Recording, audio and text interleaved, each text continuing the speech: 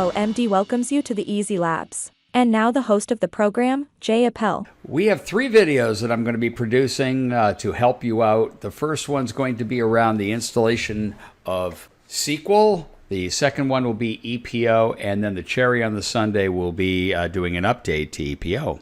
Now, what we have here is 2 virtual machines. One is called EPO, the other one is called SQL. And we're going to install SQL right now and get you going. The purpose of these is to help you understand how to set up a lab environment. Now, when you're in an enterprise environment setting up EPO, it's all going to be very similar, except there's going to be disparate responsibilities for your SQL administrator and who's touching SQL and what servers belonging to infrastructure or even you. And this will give you a tremendous amount of details if you're brand new, and if you're somewhat seasoned and haven't done this before, it'll be a bit of a refresher for you.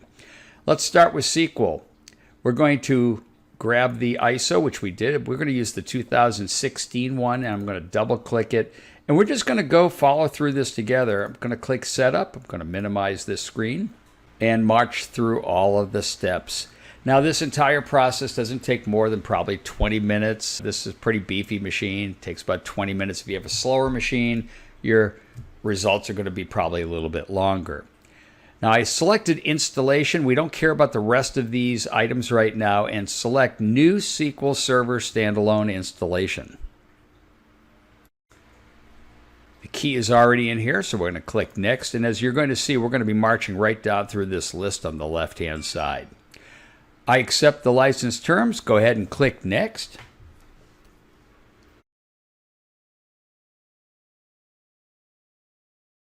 Terrific. What components do we need? Well, we're going to select database engine services, analysis services, and reporting services.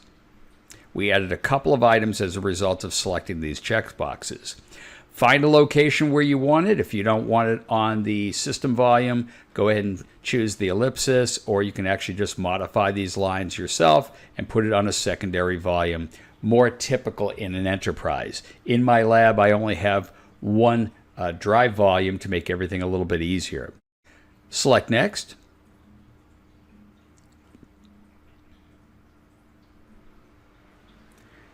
Our default instance ID in SQL is going to be Microsoft SQL Server.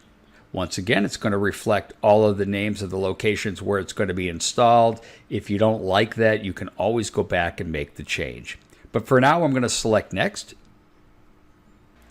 And now we get to all the services that SQL is going to use for your lab environment. All we're going to do here to satisfy an EPO install is we're going to take the SQL Server browser service and change this to automatic, because later on when we do EPO, it's going to come up during the pre-installation audit period and say, you need to start that service. So let's just kill that bird right now. Select Next. This is the authentication mode. This is very important. Are you going to use Active Directory, or would you like to also use SQL? We call that mixed mode, and we involve the startup of the SQL administrator, the very high-level SQL account, where now that we're installing SQL, you're going to tell everybody, yourself, what the password's going to be for the SA account. And I'm going to select that right now and type it in. All right, now that that is done, the SA is going to have the password that you'd place into these 2 boxes. And also, it's going to add another user, meaning the Active Directory user, to this location. And it's going to be, lo and behold, my domain along with my username. And we're going to click Next. By the way, if you want to use a service account or another Active Directory account, you can select Add, go over to your Active Directory, choose the account you want, and if you don't, you can actually remove an account here. Pretty plain, simple stuff.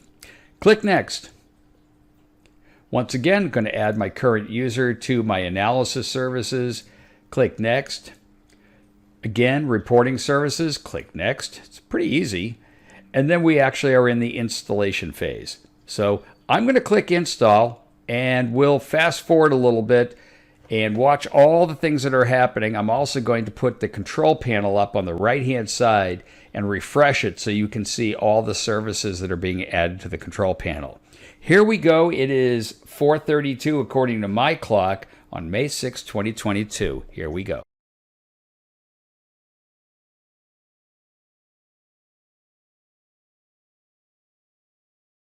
While this is installing, we're going to go follow up on the next important piece, which is to install SQL Server, Management Studio. And I'm not going to use this link up here because it takes me to a different location than what it should, and it actually is showing a browser kind of problem. So I'm going to just bring up my browser, and I use Google to locate SSMS, and the latest one is located right here. So I'm going to download this. All right, that's good.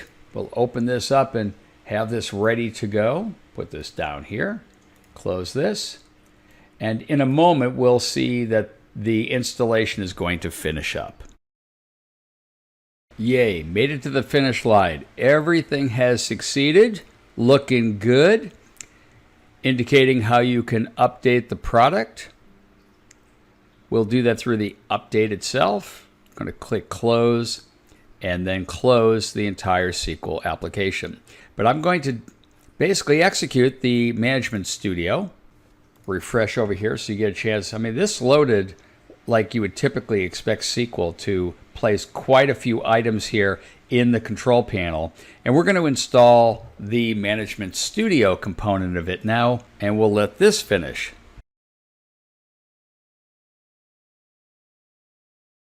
Okay, so there we go. Now that we're going to be done with all of our SQL stuff, I'm going to refresh, and you'll see we have quite a laundry list of all the programs that we've actually installed here. I'm going to close that and restart. See, the movie magic. Come on down here to the lower left-hand corner. Go ahead and select the start, and you'll notice that we have 2008, 2016. We've got some tools. March, just take a peek at this. And you're under the SQL Server 2016. You're going to notice here we have the second one down here, at least on my screen, called the Configuration Manager. Go ahead and click that. And we're going to come on down here to the network configuration, open it up, and select Protocols for Microsoft SQL Server. Then you're going to come over here where it says TCP/IP and double click it. And over here on the IP addresses tab, you want to make sure you enable the proper NIC. This is according to the instructions by McAfee. Now I'm going to use my primary address inside, and I'll select yes. There you go. That's all we need to do.